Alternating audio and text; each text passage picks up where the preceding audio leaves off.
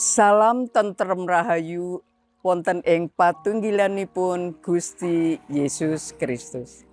Nepangaken kula Penatua Eni Kristina saking GKJ Menara Kasih Sruweng Klasis Kebumen kepareng ngaturaken renungan harian Sabdo Winedar dinten Kemis tanggal 9 April tahun 2026. Dasaring sabdo kapetik saking Mustikaning Kidung bab kalih ayat ingkang kaping gangsal welas ingkang mekaten suraosipun. Aku padha cekelno asu wawar iku. Asu wawar kang cilik kang rusak pakebonan anggur. Pakebonan anggurku ngedengi kembang. Mekaten pangandikan Gusti. Sabdo winedar dinten menika kanthi irah-irahan nyelametake kebon anggur.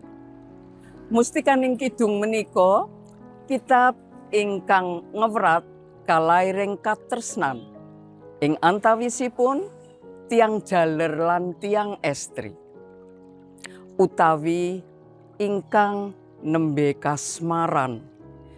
Ing kitab suci basa Jawi padintenan wonten perangan ingkang sinebat penganten lanang lan penganten wadon. Dene ing Alkitab Basa Indonesia sehari-hari sinebat pria dan wanita.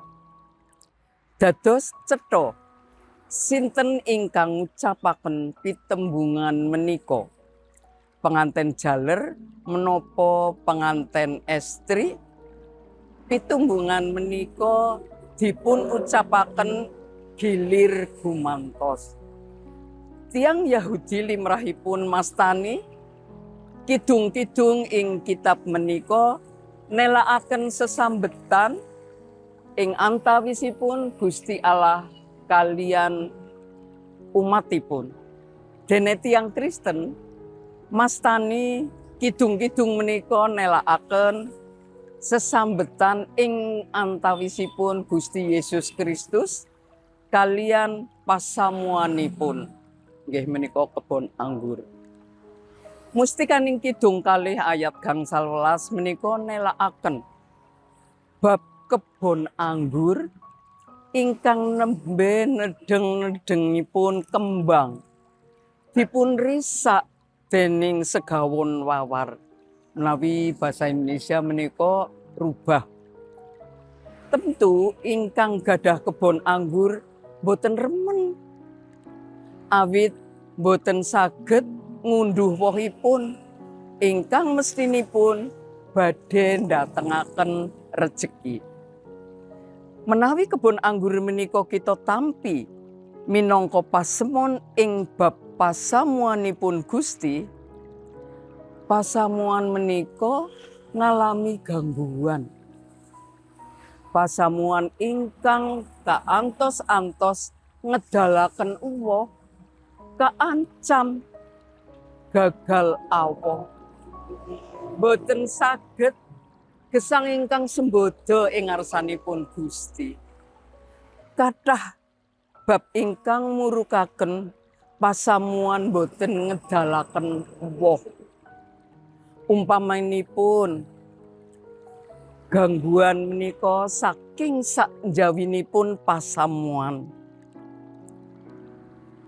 Malah wonten ugi ing saking pasamuan piyambak. Gangguan saking jawi upaminipun tiang-tiang ingkang boten remen dhateng pasamuan. Sanadyan warganing pasamuan tansah srawung kalian masyarakat lan ngatosaken kabetahanipun masyarakat. Menawi wonten gangguan saking jawi, pasamuan kedah manunggil ngadepi gangguan menika tanpa kekerasan. Pasamuan kedah kiyat lan saeko kapti nyingkiraken gangguan menika kanthi sae boten nerak ing pranatan. Boten malah ndadosaken tiang-tiang menika sami antipati. Amin. Ngantos dumugi semanten renungan harian Sabdo Winedar ing dinten menika. Sugeng pinanggih wonten ing waosan Sabdo Winedar salajengipun. Gusti berkahi.